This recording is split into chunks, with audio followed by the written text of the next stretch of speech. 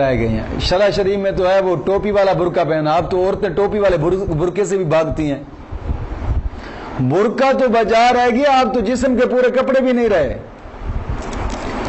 ہاں, حالانکہ شریعت کا مسئلہ یہ ہے جب عورت کو دفنایا جاتا ہے, عورت کو دفنایا جاتا ہے, عورت کو 5 کپڑے دیے جاتے ہیں. جب مرد کو دفنایا جاتا ہے تو 3 کپڑے دیے جاتے ہیں.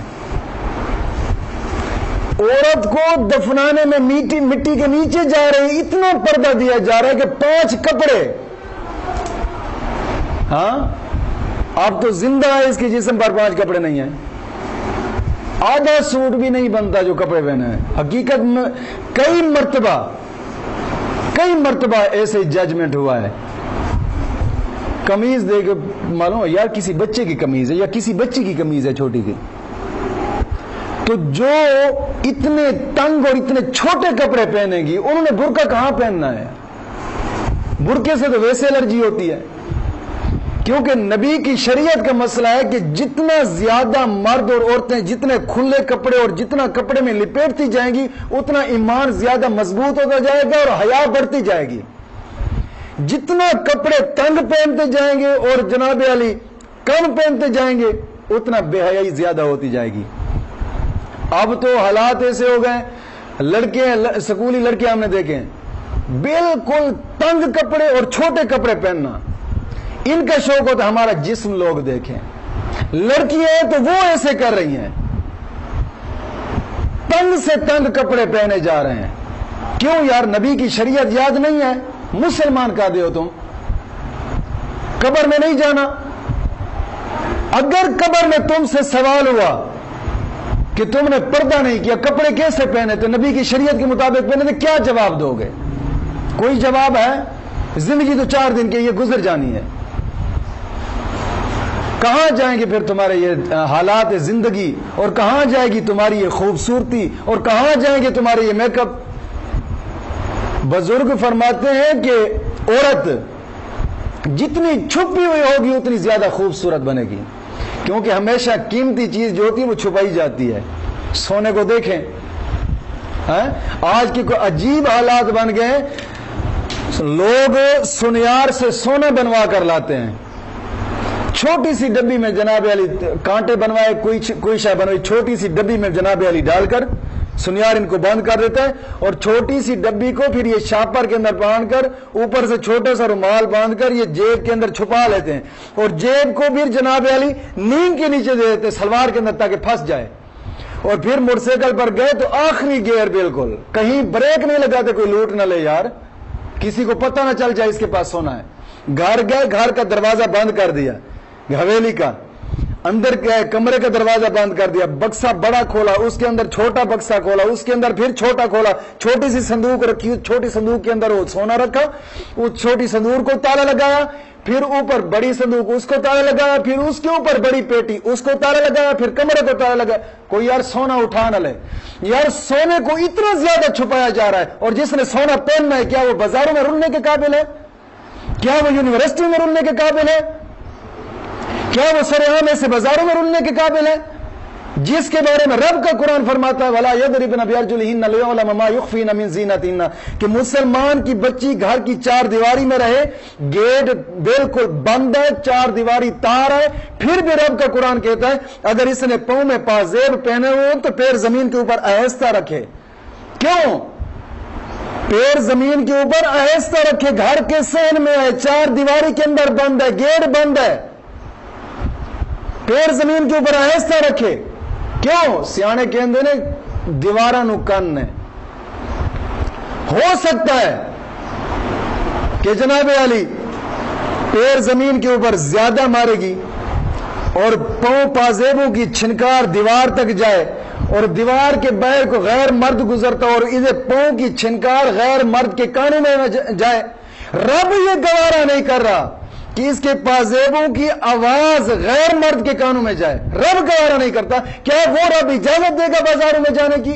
کیا وہ رب اجازت دے گا ٹی وی پر آنے کی؟ کیا وہ رب اجازت دیتا ہے کالج یونیورسٹی میں جانے کی؟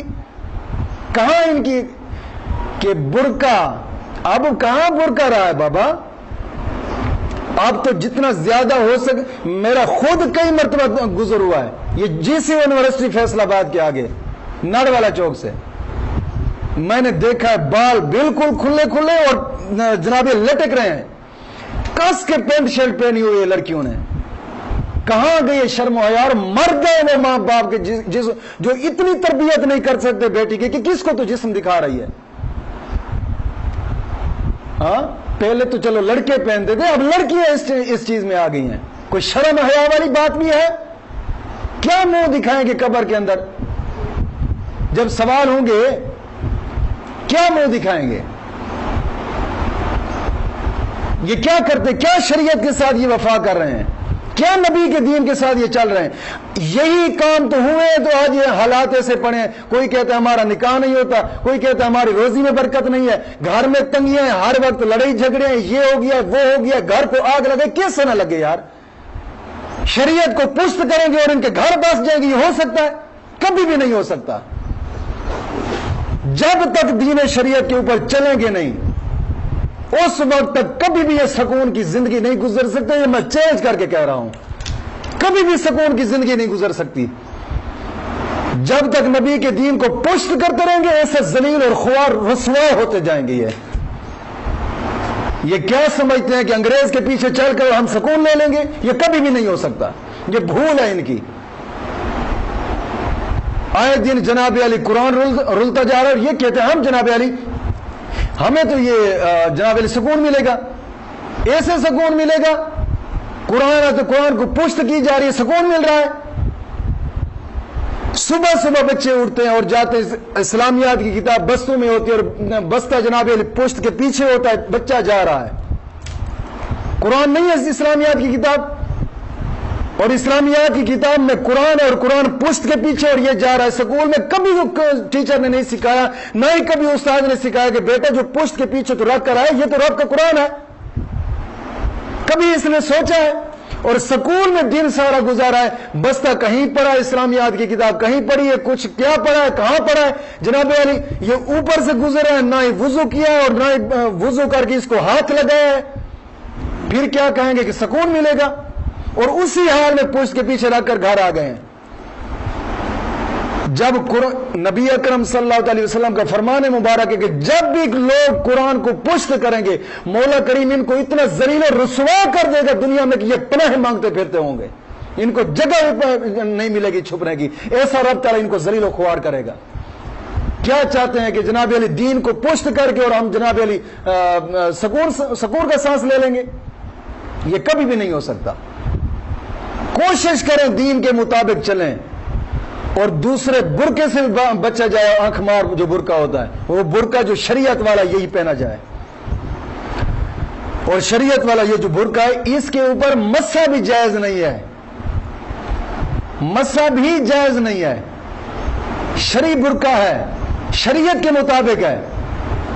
ہاں رب تعالیٰ اتنی پابندی لگا رہا ہے کہ اس کے اوپر مسا جائز نہیں ہے، لہذا مسا صحیح طریقے سے کریں. ہاں اور دوسری چیز نقاب ہے. یہ نقاب مت سوچے کہ نقاب کا لفظ اگر اس مسئلے میں آ گیا ہے اب نقاب پہننا بھی جائز ہو جائے گا جناب علی. نہیں، اگر گھر کی 4 دیواری کے اندر عورت ہے، عورت کو پھر بھی چھپنے کا شریعت اجازت دیتی ہے کہ جتنا ہو سکے چھپے. اس لیے تو نبی کی شریعت کہتی ہے نا کہ مرد جنگلوں کے چلے کاٹ کر رب کے قریب ہوتا ہے، عورت گھر کے تہخانے میں نمازیں پڑھ کر رب کے قریب ہوتی ہے. گھر کی 4 دیواری میں رہے تب بھی عورت جناب نقاب کر کے رکھے، کیونکہ آج کل کا دور ایسا ہے. آج کل کا دور ایسا ہے. وہ نقاب کی بات ہو رہی کہ اگر عورت واش روم میں جاتی ہے بہر کبھی کبھار ایسا جناب علی ناک چھپا ہوا ہوتا ہے، اس وقت اگر اس نے مسا کیا تو مسا جائز نہیں ہوگا. یہ وہ مسئلہ بتایا جا رہا ہے. مت کو نقاب کو بھی جائز سمجھی بیٹھا ہو اور جائز قرار دیا بیٹھا ہو. برقع شریعت والا جو ٹوپی والا برقع وہ جائز ہے اور وہی پہننا فرض ہے ہر مسلمان کی عورت کے اوپر.